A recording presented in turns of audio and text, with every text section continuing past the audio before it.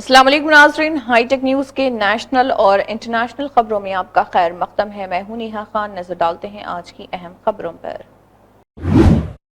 Former US president Donald Trump ने कहा कि उनके दौर में पायलट्स, डिजाइनर्स और इंजीनियर्स ने मिलकर अब तक का सबसे बड़ा एयरफोर्स वन तैयार किया। डोनाल्ड ट्रंप के मुताबिक ये एयरक्राफ्ट पहले के तमाम एयरफोर्स वन प्लेन्स के मुकाबले में ज़्यादा दूरी और ज़्यादा रफ्तार से परवाज कर सकता है। उन्होंने अपनी टीम की इंजीनियरिंग और डिज़ाइन कैपेबिलिटीज़ की तारीफ करते हुए इस एयरक्राफ्ट को एक बड़ी कामयाबी करार दिया है। Prepared an aircraft that is the largest Air Force One ever built. It flies further and faster than any Air Force One. Those are the giant engines. Those are incredible engines. It's the fastest. Flies further. You don't have to stop for fuel every few hours. You maybe will never have to stop for fuel. It's got, they call it unlimited. Well, it's pretty close to unlimited, and which is among the most beautiful aircrafts the Air Force will ever see or operate. You'll never have this opportunity again, and I want to thank everybody involved, including Tamim. But every man and woman here today should be incredibly proud of what we've all achieved, because this is representative of our country. Now, when we land at airports in London and in Germany and different places, nobody tops this one, and that's the way we have to have it for our country. Nobody even comes close. Tamil Nadu के विल्लुपुरम में मुसलसल बारिश की वजह से पेद्दी की फसल को शदीद नुकसान पहुंचा है। छोटे और मार्जिनल फार्मर्स ने प्रोक्योरमेंट में ताख़िर पर ऑफिशियल्स को जिम्मेदार ठहराते हुए सख्त नाराज़गी का इजहार किया। फार्मर्स का कहना है कि ऑफिशियल्स की गफलत की वजह से फसल वक्त पर प्रोक्योर नहीं की गई, जिसके बाद बारिश से पेद्दी गीली हो गई और दानों में अंकुर स्प्राउट्स निकल आए, जिससे फसल को नाकाबिले तलाफी नुकसान पहुंचा। मुतासरा फार्मर्स ने हुकूमत से फौरन मदाखलत और मुनासिब मुआवजा और जल्द प्रोक्योरमेंट का मुतालबा किया ताकि उन्हें भारी मौशी नुकसान से बचाया जा सके। இன்னைக்கு மழை பெஞ்சு நனைஞ்சு போயிட்டுது. 10 நாளாக அதிகாரிகிட்ட கேட்டும் போடுறேன் இன்றைக்கி போடுறேன்ற நாள் கடத்திக்கின்னு வந்து திடீர்னு இதோட டிஎன்சி க்ளோஸ் ஆகிடுது, உன் நெல்லை போட முடியாதுன்னு சொல்கிறாங்க. அதனால் என்னுடைய நெல் நனைஞ்சி வீணாகிருது. அதனால் என் நெல்லை டிஎன்சி மூலிமா எடுத்து எனக்கு நல்ல ஒரு இழப்பீடு இல்லாமல் பார்க்கணுன்னு கேட்டுக்கொள்கிறேன். நெல்லுங்களை போடுறாங்களே கண்டி விவசாய நெல்லுகளை எடுக்க மாட்றாங்க. உரிய ஆதாரத்தோடு கொடுத்தும் எல்லாம் கொடுத்துருக்கோம், சிட்டா அடங்கல் கொடுத்தும் இன்னும் போடலை என்னுடைய நெல்லை. இது நடவடிக்கை எடுக்குமாறு கேட்டுக்கொள்கிறேன். उत्तर प्रदेश के चीफ मिनिस्टर योगी आदित्यनाथ ने अयोध्या से मुत्तल्लिक़ मामले पर आवाम से अपील की है कि स्पेशल इन्वेस्टिगेशन टीम एसआईटी की रिपोर्ट आने तक सब्र और पुरअमन रवैया इख्तियार किया जाए।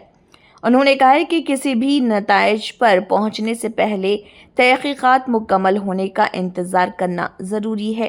सीएम योगी आदित्यनाथ ने जोर दिया कि अफवाहों से बचें और सिर्फ ऑफिशियल मालूमात पर भरोसा करें।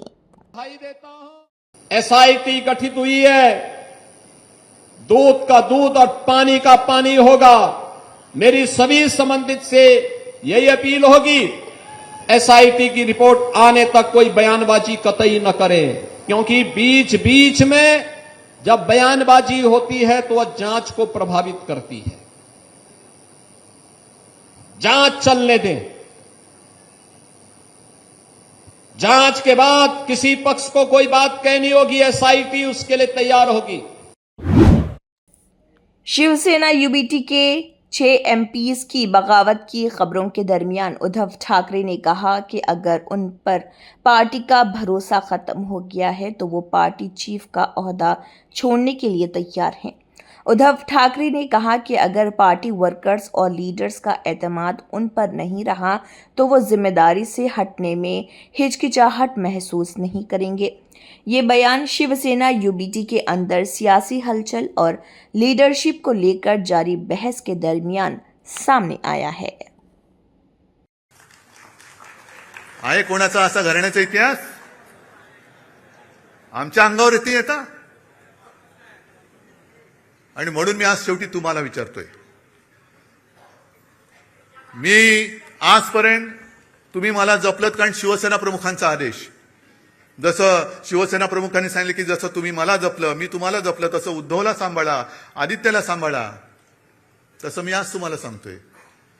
मी कसा आहे तुम्हाला माहिती.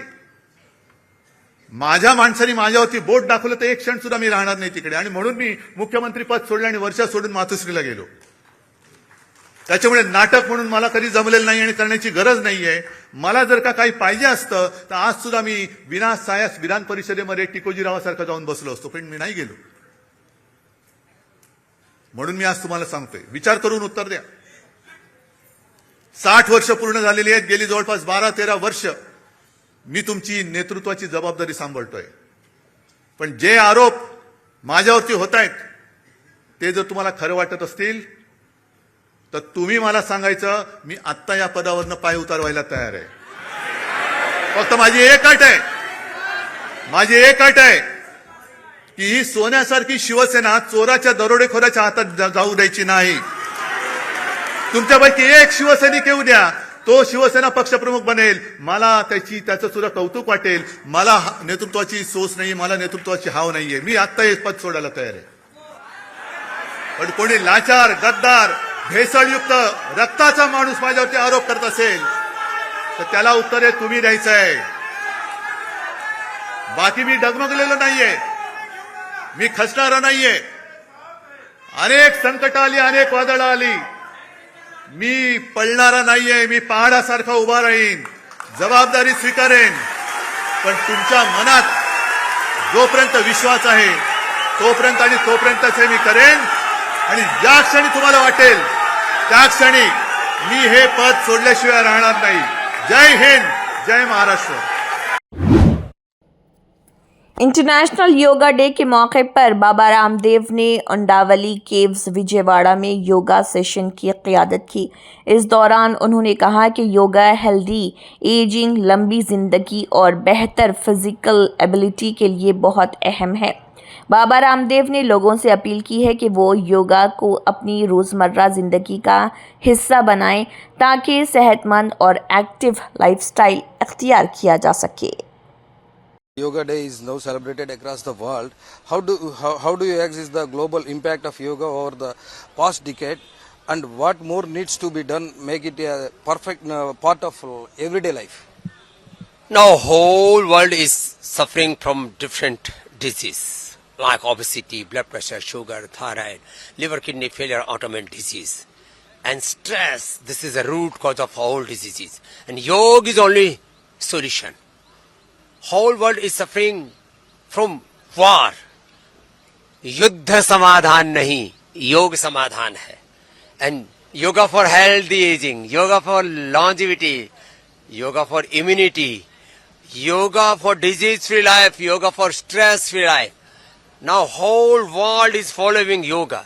पूरी दुनिया आज योग का अनुसरण कर रही है, क्योंकि योग से लोगों का मोटापा, BP, sugar, thyroid, liver, kidney failure, heart problem, stress, anxiety, depression, सारी ऑटोमेन डिजीज दूर हो रही है. इसलिए मैं सबसे आह्वान करूंगा, योग करें और कराएं.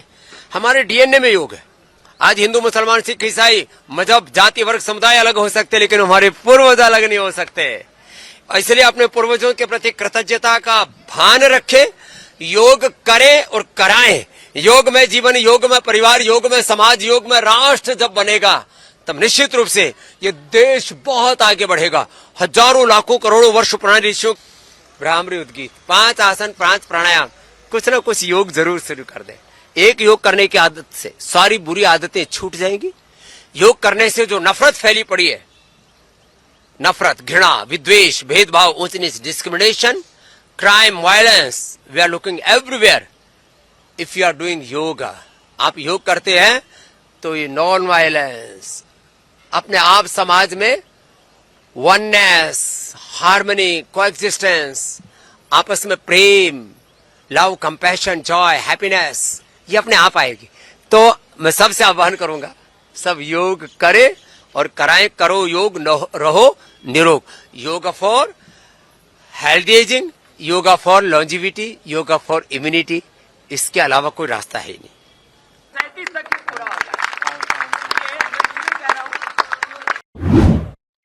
उत्तराखंड के चीफ मिनिस्टर पुष्कर सिंह धामी ने कंस्ट्रक्शन वर्कर्स के खानदानों को वेलफेयर असिस्टेंस ट्रांसफर की है। इस इनिशिएटिव का मकसद कंस्ट्रक्शन वर्कर्स और उनके फैमिलीज को माली मदद फराहम करना और उनकी समाजी और माशी बहबूद को मजबूत बनाना है।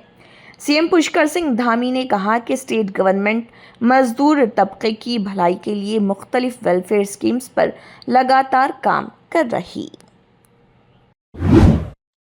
इसी के साथ हाईटेक न्यूज़ के नेशनल और इंटरनेशनल खबरें इख्तिताम को पहुंचते हैं। अल्लाह हाफिज।